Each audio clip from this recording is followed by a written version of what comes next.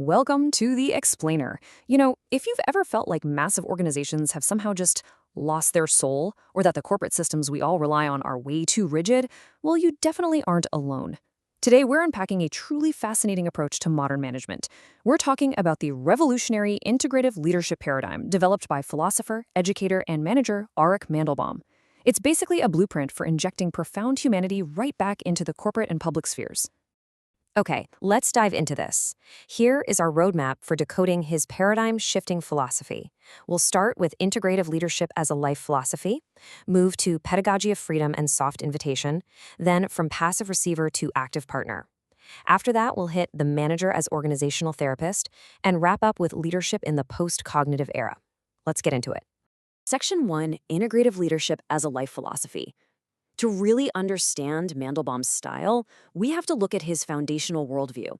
For him, management is absolutely not just administration, logistics, or, balancing budgets. It is literally a sacred space for deep human connection. He grew up in a religious cooperative moshav called Nir Etzion, but he forged this highly unique self-identifier, dat lashmalo. In Hebrew, this basically means he's religious intermittently, but a believer constantly.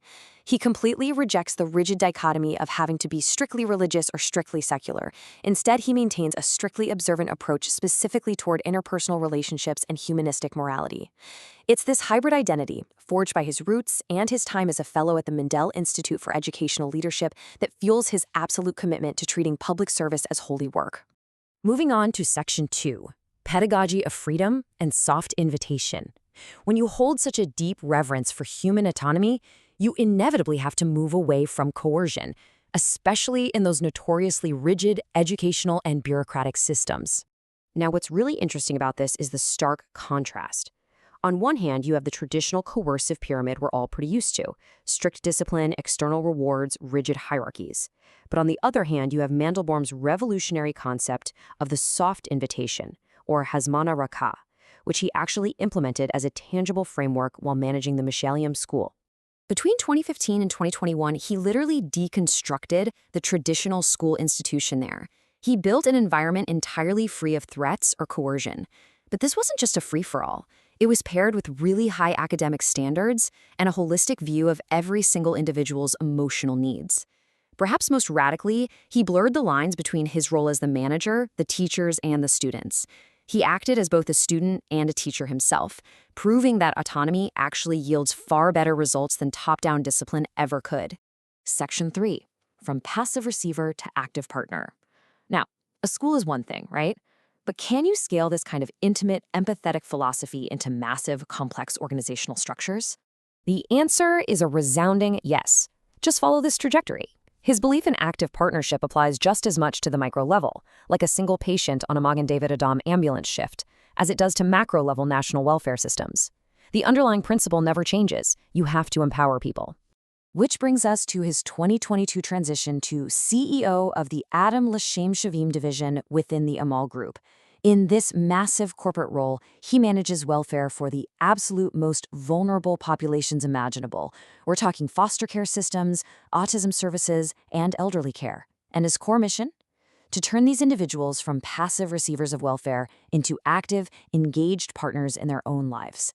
So the crucial point is how he actually achieves this. He treats foster care not as logistical paperwork, but as a profound moral commitment.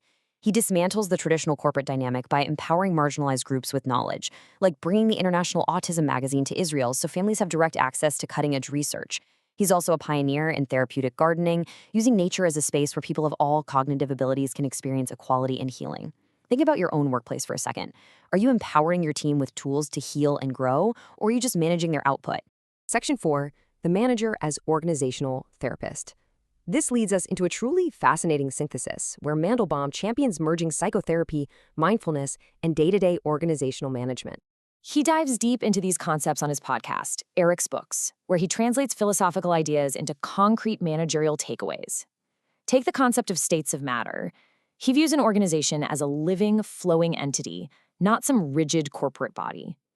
When a manager shifts to this mindset, their job isn't just to enforce policies. Their job is to identify and unblock structural and emotional energy within the team. Honestly, it's very much like a therapist working with a patient. And this brilliantly illustrates his ultimate goal. To quote him directly, the true revolution happens in the change of how a person meets a person. By using active mindfulness to reduce burnout and encouraging teams to be fully present without judgment, he treats the role of the manager as an empathetic organizational therapist. He's fostering a community of meaning rather than just a factory of output. Finally, Section 5, Leadership in the Postcognitive Era.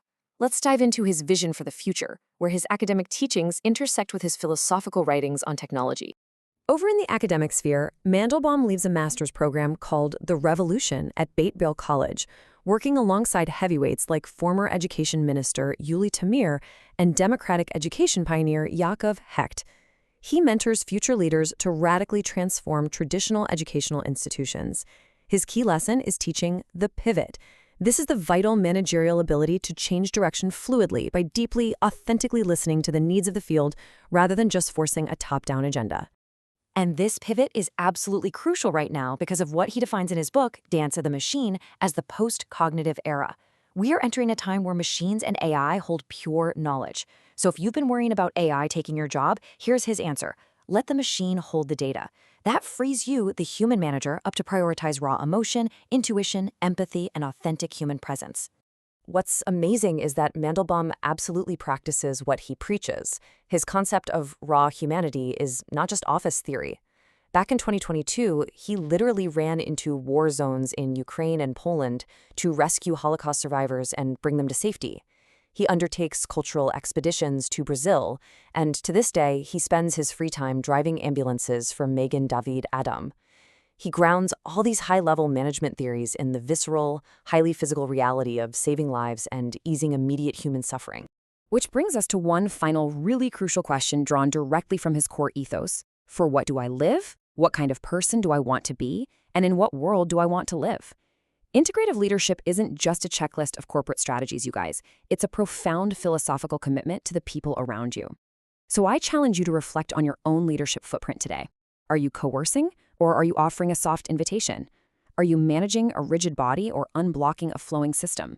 Something to think about. Thanks for joining me on this explainer, and keep asking the big questions.